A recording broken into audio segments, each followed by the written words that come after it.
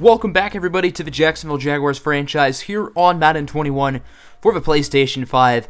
As today, our Jaguars have a big Sunday Night Football game against the defending NFC champion, 6-2 New York Football Giants. The Giants have a lot of talent on their roster. Offensively, of course, they have Saquon Barkley, and they have one of the more dynamic running games in the NFL, but we have to neutralize them. We can't only focus on the run, because their pass game is really good too. They're led by MVP favorite Baker Mayfield at quarterback, who they signed in the offseason. And they also have a lot of star power they've added on defense, including cornerback Jair Alexander, who was signed to a big contract in the offseason. They drafted linebacker Lewis Kahn with the number 1 overall pick a few years ago. He's developed into a very solid player. So, again, we can't have all of our focus on Alexander and all of our focus on neutralizing him, because there are so many other players on this team who do so many great things. And head to toe, this is definitely one of the best rosters in the NFL, but we have beaten some good teams this year. Remember 2 weeks ago, we outscored the Ravens 38-7 in the second half, and the Ravens are one of the best teams in the league. So my original plan today was to do a prospect profile on running backs, receivers, and tight ends, but instead, I'm going to save that till next episode. We're going to do a little bit of a stats update. Obviously, we've had the quarterback controversy. Koko Onwosu has replaced Gardner Minshew, and Onwosu's played very well. The run game has certainly been a mixed bag. We've had a three-headed monster. I don't know if you could call it a monster, but J.K. Dobbins, Phillip Lindsay, R.J. Ewell, all of whom have been pretty solid. Dobbins has been our best running back when healthy, for sure.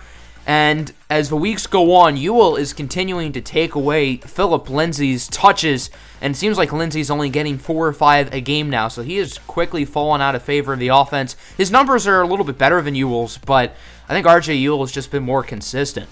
In the receiving game, DJ Chark is doing his thing. Casey Shock, I feel like we need to use Casey Shock more in the vertical passing game, because that's what he's really good at. He has elite speed, elite acceleration. Laviska Shenault, not a great start to the year. It does seem like he's building up a nice chemistry with Onwosu, David Njoku. He's been fine. Zeke Bowman, I wish we used him more. The offensive line, just like last year, it's been really good. The pass blocking has been solid for the most part. The run blocking has been pretty good as well. And then the defense has taken a complete 180. Last year, our defense was terrible.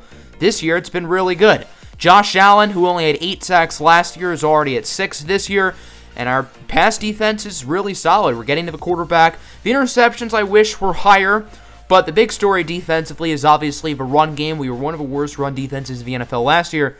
This year, we're one of the best run defense. We have not forced a ton of fumbles, though, which is a little bit unfortunate. Special teams-wise, Josh Lambo's been pretty much automatic. He's only missed 2 kicks. And Brian Amaya Jr., the rookie punter out of Mississippi Valley State, has been solid. I don't know if I've pointed this out, but he does have hidden development.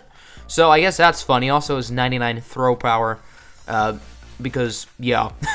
And then kick and punt returning. I wish Casey Shock was a little bit more explosive as a kick returner, because I think he can be one of the best kick returners in the league. So I do quickly want to look at the Rookie of the Year races. We do have Julius Williams first for Defensive Rookie of the Year. I certainly think he deserves it. He's been really good. For Offensive Player of the Year, Koko is third, even though he's only played 1.5 games. I do think Koko will pass R.J. Ewell. He's not going to pass Stephen Westwood, though, because Westwood is obviously a quarterback, and quarterbacks generally do really well in these awards, and Westwood has started the whole year. So the only way Koko, I think, could win AFC Offensive Rookie of the Year is if Stevie blows his knee out, and we love Stephen Westwood on this channel. He won Westlake a national title, so we don't want that to happen to him. So let's take a look at our opponent this week, the New York Giants. They have a very interesting quarterback room, of course, led by Baker Mayfield. The Browns let Mayfield walk after a career year last year. I don't know why they did that. And Baker's been even better this year with the Giants. They also have Daniel Jones and Jeremy Watson, 2 probably starting caliber quarterbacks on their roster. I'm surprised they've held on to both of them. I imagine the Giants can get a fair amount in a trade for either one of those guys, especially Jeremy Watson, who was a 3rd rounder a couple years ago. Hasn't really gotten a huge shot yet, but he's a really talented player. As good as our run defense has been, it's going to be a challenge today, facing off against Saquon Barkley. Barkley only has 1 touchdown this year. He had 16 last year, and he's not a huge threat in the receiving game, so I don't think Saquon Barkley is quite developed the way the Giants wanted him to, but he's still really good. Jair Alexander, one of the NFL's true lockdown corners. We certainly don't want to throw it his way too much, because he's one of the best in the business, and, I mean, it's certainly a challenge. going up against a guy like Jair Alexander, who we contemplated signing in the offseason, but we decided not to since we were already tying up a bunch of money into other players. And of course, the former Westlake Hornet, Lewis Kahn, an outside linebacker, the very first player drafted in this series. He's already an 86 overall, 97 speed. He's absurdly athletic. He also has Superstar X Factor. He has Unstoppable Force, which is one of the cheesier abilities. I don't think the Giants have really figured out how to use Lewis Kahn because he provides a ton of versatility and he provides a lot of different things into a defense. But I do feel like they need to use him more how Westlake used him, a guy who isn't in coverage a whole lot, but is always going after the quarterback, always making plays in the backfield, because that's what Lewis Kahn does, and I wish the Giants used him a little bit more like the Westlake Hornets did. All in all, this is a really good football team. It's going to be one of the toughest games of the season for both squads, and it's on primetime Sunday Night Football, which should be fun. Welcome, everybody, to MetLife Stadium here in the Meadowlands. We've got ourselves a treat today. The 5-2 red-hot Jacksonville Jaguars taking on the defending NFC champion 6-2 New York Giants, who have only improved from last season with the addition of quarterback Baker Mayfield. 3rd and 7. Mayfield is a short pass for Barkley. He loses a yard. Rashawn Babineau brings him down. Babineau playing sub-linebacker today. Of course, Leighton Vander Esch was hurt last week. He's going to miss a very large chunk of the rest of the season, which is very unfortunate. So Babineau, who's been playing slot corner all year, will go back to sub-linebacker where he played last year. Jacksonville with the football, not a great start. Ewell loses 3. Pierre Desir brings him down. Got to give Lewis Kahn some credit there, too. 3rd and 12 now. A nice throw by the rookie, Koko Nwosu, connecting with his fellow rookie, Casey Shock, for a gain of 19 yards and a Jacksonville first down. Now from the 45, Nwosu going to scramble to the right. It's a short throw for Shock, and the ball is out. And it's picked up by Jair Alexander. That's Desir, who forced it away, and the Giants will force a huge turnover. I do want to look at this play again, see if his knee was down before the ball came out, because it was kind of hard to tell on the field. And right there, the left knee is down, and Shock still has possession of the football. The play would be reviewed and reversed, and Jacksonville would get it back. So now with this new opportunity, let's see if they can capitalize. Nice throw there to the running back, J.K. All-Day Dobbins, getting it to the 12-yard line. Koko is 4 for 4 at the moment. He's looking quite solid. 3rd and 6 now. It's a dump off for Ewell. Jukes Alexander, and that'll be a touchdown. What a play after the catch by R.J. Ewell, the rookie from East Carolina, putting the Jaguars on the board. We got to look at that replay again.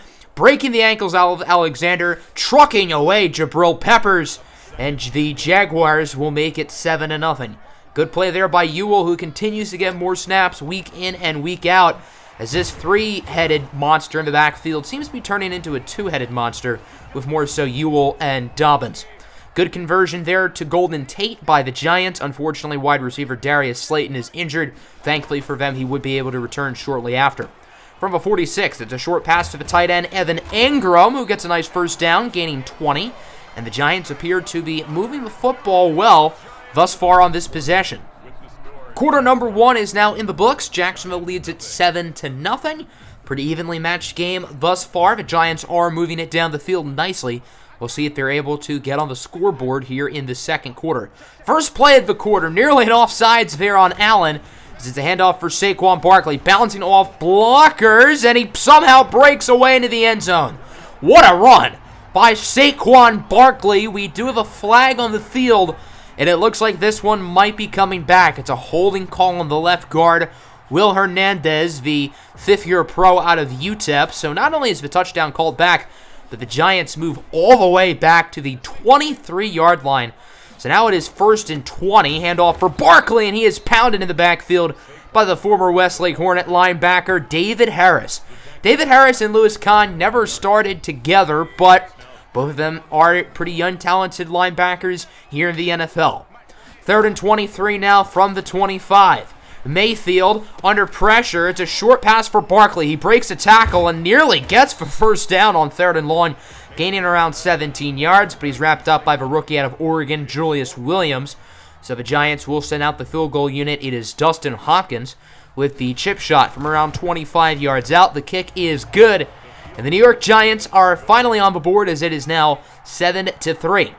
Jacksonville's first possession of the game was a touchdown. We'll see what they can do. Here is on first down. Ewell loses 3. Lewis Kahn, the former Westlake Hornet, brings him down. Good start today for Kahn. And as fun as it is to have a guy like Lewis Kahn on your team, it's really annoying to play against him. 3rd and 13. Coco nearly had an open DJ Chark, was hit as he throwed by Pierre Desir. The pass will be incomplete. Desir has had a pretty big game up to this point as well. Giants have it back. Nice move by Barkley to the 46. That could have been an even bigger gain had Julius Williams been able to bring him down, but Williams was able to successfully complete the tackle. 2nd and 9 now. Evan Engram with a nice play to the 36, wrapped up by C.J. Henderson. And again, the Giants are moving the ball down the field pretty well. Now from the 36, very next play, Mayfield looking to throw it. He's under pressure, and he is going to be brought down and around midfield. Josh Allen with his 7th sack of the year, continuing his awesome campaign. Allen only had 8 sacks a year ago. He really started last season off slowly, played a little bit better down the stretch. But through the first half of this year, Allen's been one of the best pass rushers in the NFL. 3rd and 22 now. It's a short throw over to Golden Tate that will not get the first down.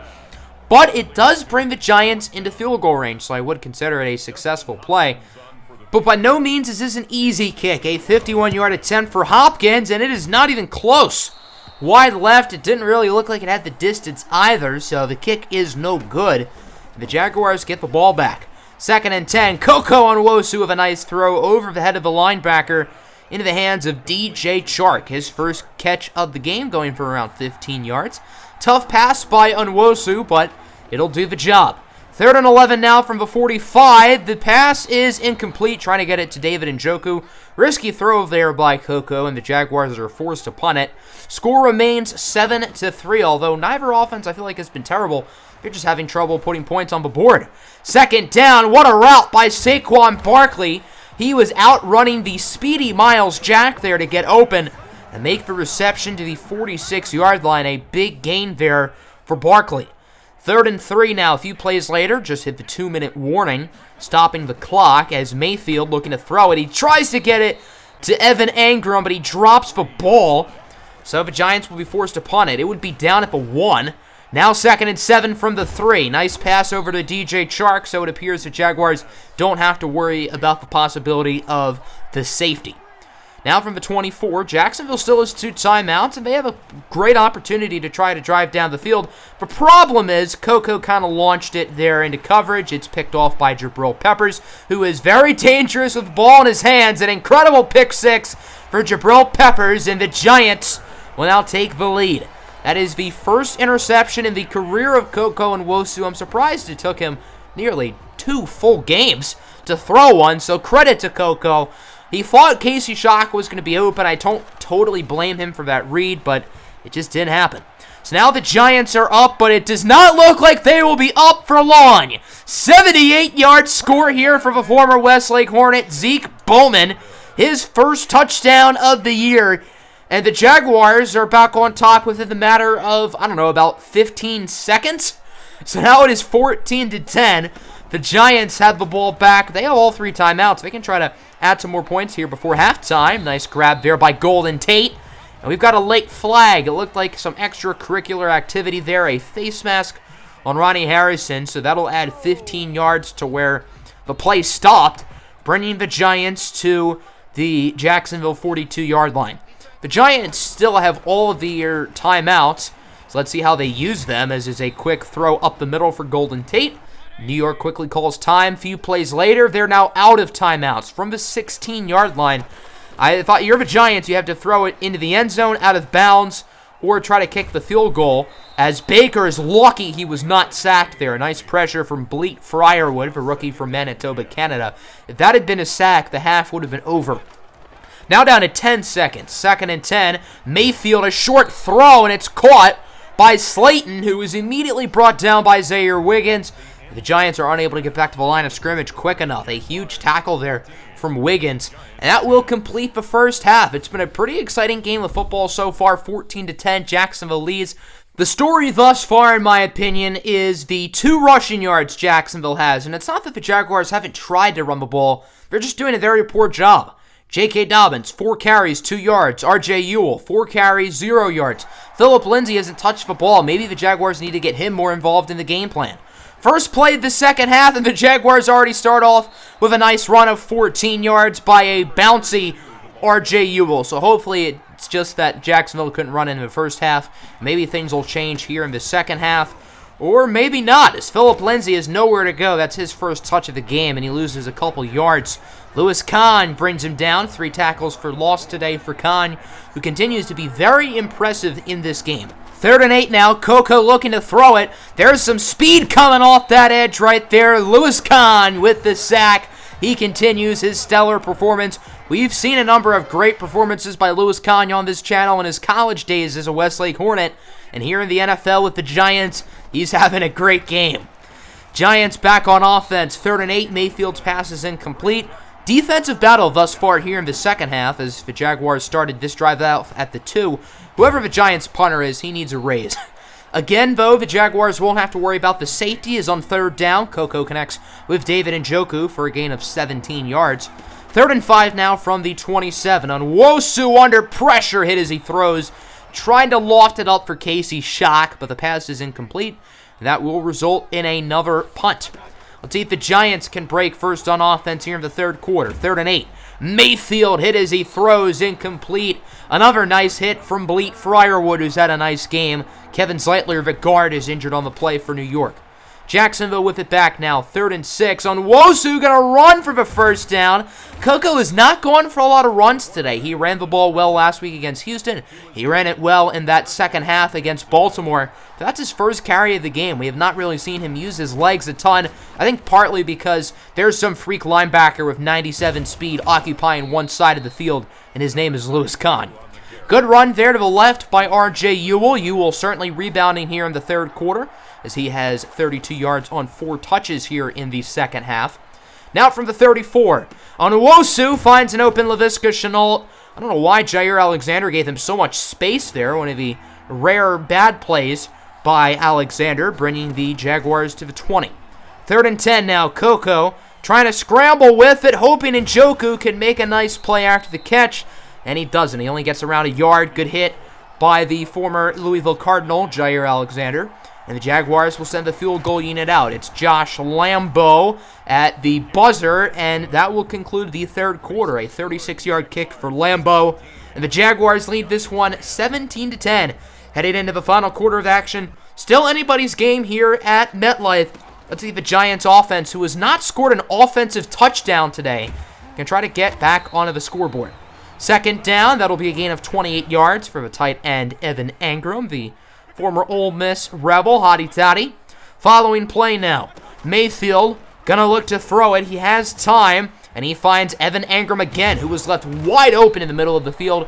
There were 3 Jacksonville defenders in the area, but nobody was remotely close to Engram, who has had a pretty busy game today. 6 catches for 94 yards for Engram. Now from the 26, 2nd and 10. Mayfield, the MVP favorite, connects with Saquon Barkley, who makes a nice play after the catch. Wrapped up at the 12-yard line by Miles Jack, but not before getting 14 yards. Following play now, Mayfield and Barkley again in the backfield. The Giants have pretty much only used Saquon Barkley as their running back, and to be honest, I see why, because it's Saquon Barkley who finds the end zone, his first rushing touchdown of the game, his 2nd of the season. He did have that rushing score called back earlier. This one will not get called back. And we are now tied up at 17 apiece. Let's see what the Jacksonville offense can do. 3rd and 7. Nice pass by Nwosu to keep the drive going into the hands of DJ Chark for the first down. 3rd and 4 now from the 26. Jacksonville in field goal range. Nwosu under pressure, hit as he throws. Nearly another sack there for Lewis Kahn, who's taken a selfie with Coco Nwosu under him. I guess Lewis Kahn has some hidden humor. And the Jaguars will force to kick a field goal. Josh Lambo makes it from 43. The Jaguars are back on top as it is 22-17 with around 5 minutes left to go in the game. Giants now with the football. Let's see what they can do here. Try to drive down the field and potentially tie it or take their first lead of the day. It's from the 26. Short pass for Barkley, fighting for yards. He gets for first down, unfortunately for the Giants. Andrew Thomas, the third-year tackle out of Georgia, is hurt on the play. That's not good news for the Giants because Josh Allen's going to get to the quarterback easier. As on first down, Allen nearly had a sack, but Mayfield was able to get it out to Evan Engram for the first down. Engram now over the century mark in yards. He has 109 on the day. Now from the 48, very next play, it's to Sterling Shepard down the field, and he's tackled inside the 5 at the 2. C.J. Henderson pretty much just stopped moving once Shepard caught the ball. Good play there, though, by Ronnie Harrison to get him down before he was able to score. We'll see if the Giants are able to punch it in, as on 2nd and goal, they do score. This one is to Darius Slayton in the end zone for the touchdown. And for the first time today, the Giants are on top. They lead it 23-20, now 24-20, as they would make the extra point. Louis Kahn dancing on the sidelines. We never learned that Kahn was a funny guy in college. I guess he is. But nonetheless, the Jaguars have the football here as they try to drive down the field and have a game-winning drive. Koko Nwosu had a game-winning drive last week. We'll see if he can do it again. Good throw there to DJ Chark for the first down, now from the 39. 2nd and 18 after an Andrew Norwell holding call, as it's to Laviska Shenault, who gets a nice play, making up the yardage from the penalty. And now it is a 3rd and manageable for Jacksonville. 3rd and 4, probably the most important play of the game thus far. From the opposing 47, it's Shenault again for a massive first down. The Jaguars are getting close to field goal range. Not that it really matters because, the Jaguars are down by 4 and a field goal only equals 3. So Jacksonville knows they have to find the end zone as we are now here at the 2-minute warning. 24-20. Jacksonville has all 3 timeouts from the New York 36. Koko on first down. He's intercepted by Jair Alexander. It looked like Shenault was going to get open. Unfortunately, that's not the case. Alexander now on the return, wrapped up inside the 30 by J.K. Dobbins, and the Giants are going to try to chew the clock and end this game. Koko Nwosu with 2 interceptions today. Again, I see what he was trying to do there. I understand his read, but Jair Alexander jumped the route. And, Jair Alexander is one of the premier corners in this league. He is going to make that play.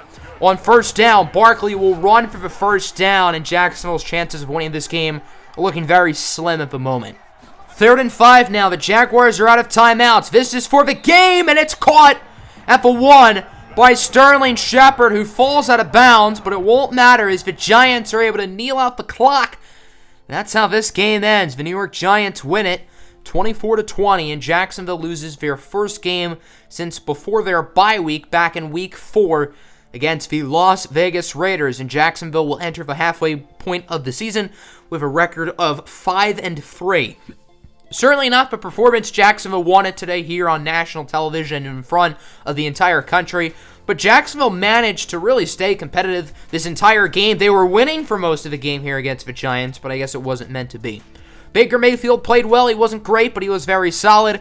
Koko did throw 2 interceptions. He's a 20-year-old rookie quarterback who's played 2.5 games. You have to expect mistakes, and we saw some mistakes from him today. But you got to learn from those mistakes. Saquon Barkley with a solid game. He wasn't insane, but he did his job. We could not run the ball today. It was better in the second half. R.J. Ewell picked it up. J.K. Dobbins and Phillip Lindsay didn't really pick it up, though. Evan Engram was really good. 7 catches for $109. Darius Slayton had the game-winning touchdown. Laviska Shenault, DJ Chark with 4 catches each. Chark led us with 79 yards. And the lone receiving touchdowns went to Zeke Bowman and R.J. Ewell, neither of whom caught another pass in the game.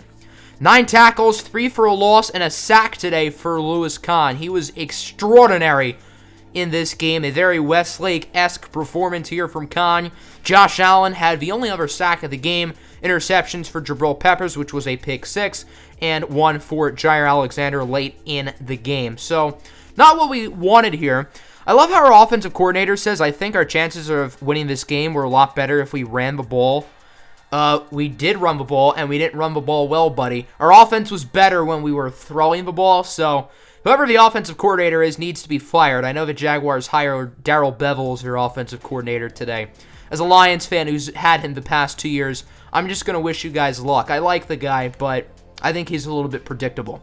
So we will call Ifeadi Odenigbo off of the injured reserve. It's very good to have him back. He's not played yet this season. We cannot call Sam Alford off the injured reserve yet, which is fine. I mean, he's not going to play a whole lot anyway, but it's very good to have Odenigbo back. He's been a really good rotational pass rusher for us the past couple of seasons, and we've certainly missed him, especially with Sheldon Rankins getting hurt earlier in the season. Rankins is slated to miss another 3 weeks or so. So that will conclude today's episode. I hope you guys enjoyed. Make sure to hit the like button and subscribe if you're new. As always, have a good one. Peace.